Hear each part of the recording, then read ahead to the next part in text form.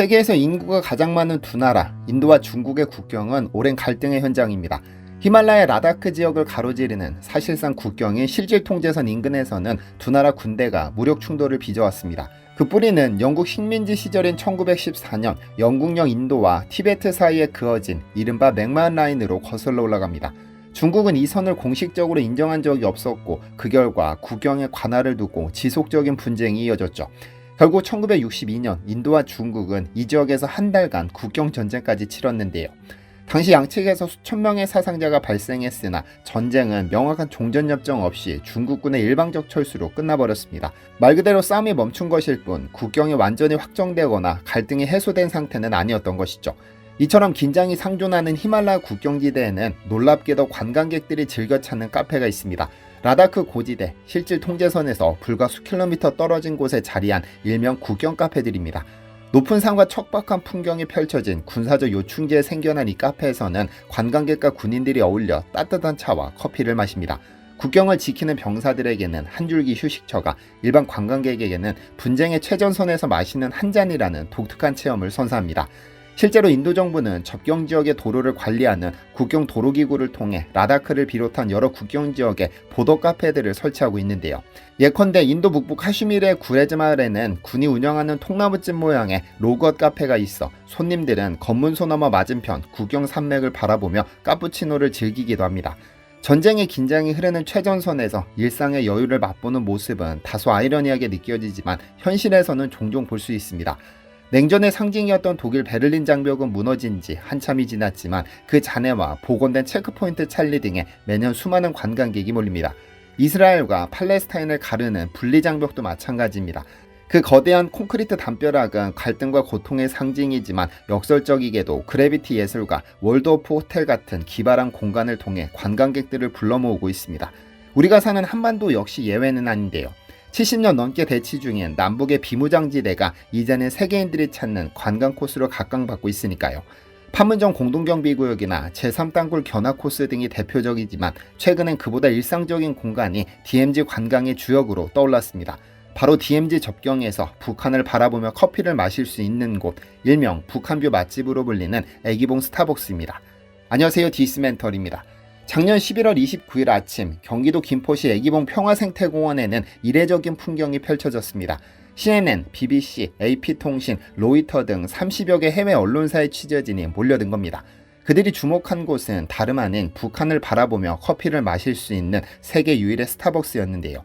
개풍군까지 불과 1.4km, 맑은 날이면 북한 주민들의 일상이 보이는 이곳은 분단의 아픔을 관광자원으로 승화시킨 한국의 창의성을 상징하는 공간으로 탄생했습니다.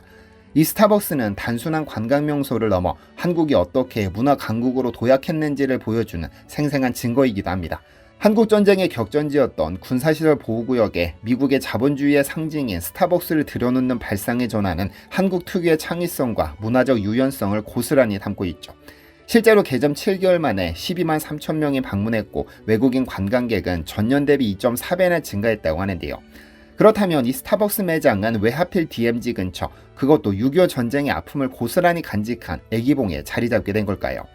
사실 애기봉의 역사는 한반도의 아픔 그 자체였습니다. 원래 쑥간머리 산으로 불렸던 이곳은 병자호란 때 청나라로 끌려간 평안감사를 그리다 죽은 기생 애기의 설화에서 유래했죠. 애기봉은 서울에서 북서쪽으로 약 50km 떨어진 한강 하구의 해발 154m 야산으로 한국군과 유엔군이 이곳 능선을 지켜내며 많은 희생을 치렀습니다. 전쟁 이후 오랜 기간 일반인의 출입이 금지된 근사시설로 남아있다가 1978년에 최초의 전망대가 세워져 제한적으로 민간인에게 개방되기 시작했는데요. 그러다 2021년 10월 세계적 건축가 승효상이 설계한 애기봉 생태평화공원이 문을 열면서 이곳은 새로운 전환점을 맞았습니다. 전망대 창문을 액자처럼 설계해 북한 풍경을 예술작품처럼 담아내는 건축적 아이디어는 분단의 현실을 평화의 메시지로 재해석했죠. 애기봉 전망대에 오르면 바로 아래로 임진강과 한강, 그리고 북한 측의 예성강이 합쳐지는 조강일대 풍경이 한눈에 들어옵니다. 강 건너 불과 1.4km 거리에 북한 황해도 개풍군의 마을이 육안으로 보일 만큼 가깝죠. 맑은 날이며 북한 주민들이 농사짓는 모습까지도 망원경 없이 관찰할 수 있을 정도인데요. DMZ를 사이에 두고 마주한 북한 땅을 바라보기에 이만큼 가까운 곳이 없기 때문에 오래전부터 이산가족들이 찾았습니다. 명절마다 북쪽 고향을 둔 실향민들이 이곳에 모여 북녘 하늘을 바라보며 한을 달랬고 한때는 크리스마스 트리를 높이 세워 북쪽으로 불빛을 비추기도 했습니다. 남북관계 경색으로 2014년 이후 트리는 철거됐지만 애기봉은 여전히 분단의 상징적인 장소로 남아있었습니다. 스타벅스가 바로 이 애기봉에 들어온 겁니다. 사실 이러한 발상은 김포시의 전략적 기획과 맞물려 있습니다. 김포시는 애기봉 평화생태공원을 단순한 접경지가 아닌 평화와 만남의 상징으로 거듭나게 하겠다는 목표를 꾸준히 밝혀왔습니다. 2021년 개장 이후에도 군과 협의하여 야간 경관을 개방하고 전망대 시설을 개선하는 등 관광자원으로서의 가치를 높여왔죠. 그러던 중 스타벅스라는 글로벌 브랜드 유치를 통해 결정적인 전환점이 마련됐습니다. 프랜차이즈 카페 하나 들어섰을 뿐인데 뭐가 그리 대단하냐고 생각할 수도 있지만 이곳 스타벅스의 등장은 상당한 상징성을 지닙니다. 실제로 스타벅스 입점 이후 애기봉 평화생태공원은 글로벌 핫플레이스로 거듭났습니다. AP통신은 조용한 북한 산간마을을 음료와 함께 즐길 수 있는 곳이라고 표현했고 CNN은 세계에서 가장 고립된 나라의 삶을 엿보고 싶은 커피 애호가들을 위한 곳이라고 보도했습니다. 해병대 제2사단의 검문을 거쳐야만 들어갈 수 있는 136평방미터 규모의 작은 카페는 전 세계 어디에도 없는 유일무이한 경험을 제공하는 공간이 됐죠. 스타벅스 김포 애기봉점은 개점 직후부터 국내외 관광객들의 발길이 끊이지 않았습니다. 스타벅스 코리아에 따르면 2024년 11월 29일 개점 이후 7개월 동안 약 12만 3천 명의 고객이 매장을 다녀갔다고 발표했습니다. 불과 6개월 남짓한 기간에 이렇게 많은 인파가 몰린 겁니다. 참고로 애기봉 평화생태공원 전체 방문객 수는 스타벅스가 생기기 전인 2024년 한 해 약 19만 명이었는데 2025년 들어서는 불과 1월에서 4월 사이에 12만 9천여 명을 기록해 월 평균 3만 2천 명으로 2배 이상 뛰었습니다. 이처럼 방문객이 폭발적으로 증가한 데는 스타벅스 매장의 역할이 컸습니다. 주말이면 하루 평균 방문객이 약 1000명에 달하는데 이는 평일의 2배 수준이죠. 이렇듯 입소문이 퍼지자 외신들도 큰 관심을 보였습니다. 개점 당일 CNN은 남한에 문을 연 새로운 스타벅스 카페가 방문객들에게 세계에서 가장 고립된 나라를 엿볼 드문 기회를 제공한다며 이색적인 소식을 전했고 AP통신 역시 이곳 스타벅스의 테이블과 창문은 손님들이 앉았을 때 북한 방향을 향하도록 배치되었다고 현장 묘사를 전하면서 군사적 경계 위에선 세계적 소비 브랜드의 상징성에 주목했습니다. 로이터 통신의 보도는 좀 더 직설적입니다. 세계 최후의 냉전, 최전선에 스타벅스가 등장했다는 식이었죠. 외신이 특히 흥미롭게 다룬 부분은 이곳이 단순한 카페 이상의 의미를 지닌다는 점입니다. AP통신은 김포시 관계자의 발언을 인용해 이 상점이 한반도의 굳건한 안보가 자리하고 있음을 상징적으로 보여준다고 전했는데 세계적인 자본주의 브랜드 스타벅스가 최전방에 있다는 사실 자체가 일종의 메시지라는 겁니다. 어떤 이들은 애기봉 스타벅스의 인기를 두고 우리 민족의 아픈 역사를 이렇게 관광 상품화하는 것이 옳은가라며 비판을 제기합니다.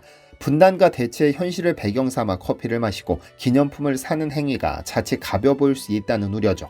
하지만 이 공간은 단순한 오락이나 소비로만 치부하기엔 많은 이야기를 담고 있습니다.